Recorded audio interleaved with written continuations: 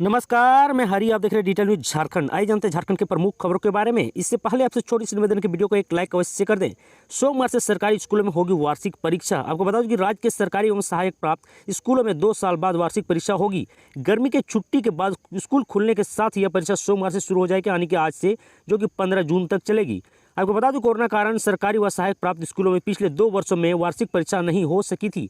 बच्चों को बिना परीक्षा ही अगले कक्षाओं में प्रमोट कर दिया गया था। इस साल होने वाली वार्षिक परीक्षा मैट्रिक एवं इंटरमीडिएट की तरफ पहले ही एवं दूसरे टर्म के लिए एक साथ 2 यूनिट में ली जाएगी।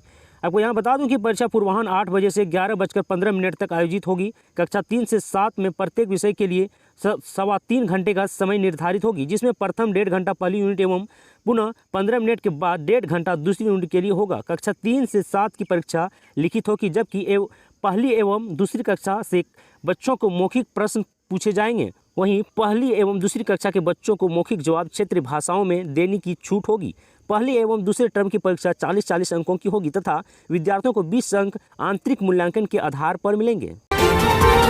वहीं अगली वीडियो की बात करूँ तो CHO परीक्षा 22 को, 29 को रिजल्ट, 18 से एडमिट कार्ड।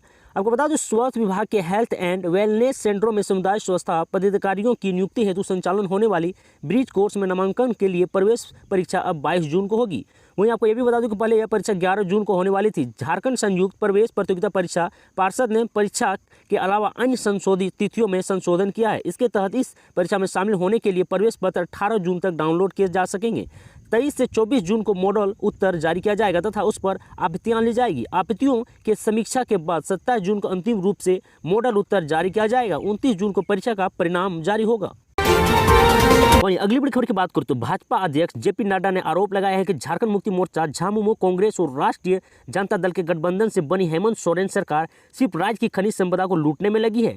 आपको बता दूं कि भाजपा अध्यक्ष JP नड्डा ने रविवार को झारखंड में झारखंड मुक्ति मोर्चा के नेतृत्व वाली गठबंधन सरकार पर जमकर निशाना साधा है। उन्होंने आदिवासी समुदाय से अपील की है कि वे राज्य की भ्रष्ट हेमंत सोरेन सरकार को सत्ता से बेदखल करें। उन्होंने आरोप लगाया है कि भ्रष्टाचार और हेमंत सोरेन के एक दूसरे के पर्यायवाची बन गए हैं। वहीं आपको यह भी बता दूं कि नड्डा ने मोहरावादी मैदानी में आदिवासी समुदाय की विशाल बिरसा मुंडा विश्व रैली को संबोधित किया है। इसमें करीब 32 आदिवासी समुदाय के लोगों ने हिस्सा लिया है। उन्होंने आरोप लगाया है कि झारखंड मुक्ति मोर्चा, झामुमो, कांग्रेस और राष्ट्रीय जनता दल के गठबंधन से बनी हेमंत सोरेन सरकार सिर्फ राज्य की खनिज संपदा को लूटने में लगी है। वहीं अगली बड़ी खबर की बात करूं तो निशिकांत दुबे को फिर मिला हेमंत सोरेन का निमंत्रण। आपको बता दूं कि झारखंड से भाजपा के तेज तर्रार सांसद निशिकांत दुबे को एक बार फिर झारखंड के मुख्यमंत्री हेमंत सोरेन की ओर से सरकारी समारोह में शामिल होने का निमंत्रण भेजा गया है। आपको बता दूं, हेमंत पर बेहद आक्रामक अंदाज में हमला बोलने वाले निशिकांत को CM के साथ मंच साझा करने वाले सरकारी कार्यक्रम का न्योता मिलना वर्तमान राजनीतिक परिस्थितियों में किसी आश्चर्य से कम नहीं है, क्योंकि झारखंड की खान सचिव IAS अधिकारी पूजा सिंघल की ED द्वारा गिरफ्तार किए जाने के बाद बीजेपी सांसद लगातार हेमंत सोरेन पर कड़ा प्रहार कर रहे हैं। वे सोशल मीडिया पर, ट्विटर पर पूरी सक्रियता के साथ झारखंड सरकार को भ्रष्टाचार को उजागर करने में जुटे हैं। इस क्रम में निशिकांत दुबे पहले ही एक इंटरव्यू में यह स्वीकार कर चुके हैं कि हेमंत के साथ उनकी राजनीतिक लड़ाई व्यक्तिगत दुश्मनी में बदल गई है। आपको बता दूं कि इससे पहले भी सांसद निशिकांत दुबे को CM हाउस से होने वाली रमजान के दिन इफ्तार पार्टी का सरकारी निमंत्रण भेजा गया था, लेकिन तब निशिकांत दुबे ने आपका न्योता आप ही को मुबारक हो कहकर लौटा दिया था। उन्होंने कड़े शब्दों में प्रतिक्रिया जाहिर करते हुए ट्विटर किया था कि 2.5 साल बाद झारखंड मुख्यमंत्री हेमंत सोरेन जी को पता चला कि मैं भी सांसद हूं। आज पहली बार मुझे सरकारी इफ्तार पार्टी का निमंत्रण फोन से मिला है। हालांकि सांसद ने न्योता ठुकरा दिया और लिखा, आपका निमंत्रण आप ही को मुबारक हो। वहीं अगली बड़ी खबर की बात करूं तो झारखंड के पूर्व मुख्यमंत्री एवं भाजपा के राष्ट्रीय उपाध्यक्ष रघुवर दास ने आदिवासी हितों के लिए पूर्ववर्ती सरकार में उठाए गए कदमों का जिक्र करते हुए कहा है कि आदिवासी संस्कृति की रक्षा के लिए हमारी सरकार ने प्रलोभन देकर जबरन धर्मांतरण को गैरकानूनी करते हुए इसके खिलाफ कठोर कानून बनाया था। वहीं आपको ये भी बता दूं, लेकिन आज हेमंत सोरेन सरकार में इसकी धज्जियां उड़ा रही है। सरकारी संरक्षण में बड़े पैमाने पर धर्मांतरण हो रहा है। हाल ही में तो तोरपा में बच्चों की धर्मांतरण का मुद्दा सामने आया है। रघुवर दास ने कहा है कि डबल इंजन की सरकार के समय जनजातीय समाज के लिए काफी कार्यरत प्रधानमंत्री मार्गदर्शन में रांची में 150 वर्ष पुराने बिरसा मुंडा सेंट्रल जेल संग्रहालय का निर्माण तथा बिरसा मुंडा समेत झारखंड के आदिवासी स्वतंत्रता सेनानियों की प्रतिमा का निर्माण कराया गया है। झारखंड में पहली बार अनुसूचित जनजाति आयोग का गठन का फैसला किया गया है। वहीं अगली बड़ी खबर की बात करें तो भाजपा को 2019 के विधानसभा चुनाव में मात्र 25 सीटें हासिल हुई थी। इनमें सर्वाधिक नुकसान अनुसूचित जनजाति की सीटें का हुआ था। अनुसूचित जनजाति के लिए आरक्षित 28 सीटों में से मात्र 2 सीटें तरोप्पा खूंटी में मिली थी।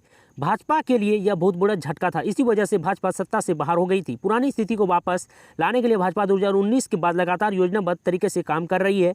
रविवार को रांची में आयोजित धरती आबा बिरसा मुंडा विश्वास रैली को निहारतित भी यही था। जनजातीय समुदाय के बीच खोया हुआ विश्वास एक बार हासिल करने की वाकयात को भी शुरुआत कर दी है। दक्षिण छोटानागपुर, संथाल और कोल्हान में फैली है एसटी सीटें।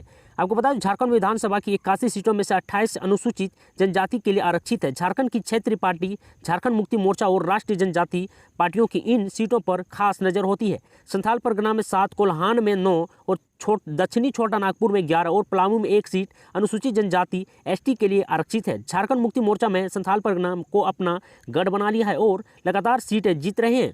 उसने पिछले 2 चुनाव में अपना और विस्तार कर कोल्हान और दक्षिणी छोटानागपुर की सीटों पर भी कब्जा कर लिया है। कांग्रेस को भी दक्षिणी छोटानागपुर, कोल्हान और पलामू मिलाकर 6 सीटें मिली। बता दूं कि वर्ष 2000 का चुनाव एकीकृत बिहार के समय हुआ था। उस समय भाजपा को एसटी के लिए आरक्षित 28 सीटों में से 12 सीटें मिली थी। फिर 2005 में चुनाव में यह संख्या 8 हो गई। 2009 के विधानसभा चुनाव में भाजपा को 7 एसटी सीटें पर जीत हासिल हुई थी। 2014 में विधानसभा चुनाव में यह संख्या बढ़कर 11 हो गई। सत्ता तक पहुंचने के लिए जनजातीय सीटों पर कब्जा करना बड़ी चुनौती हो गई है। ऐसे ही अमेजिंग न्यूज जानने के लिए वीडियो को लाइक एंड सब्सक्राइब अवश्य कर दें। आज के लिए इतना ही। जय हिंद, जय भारत, धन्यवाद।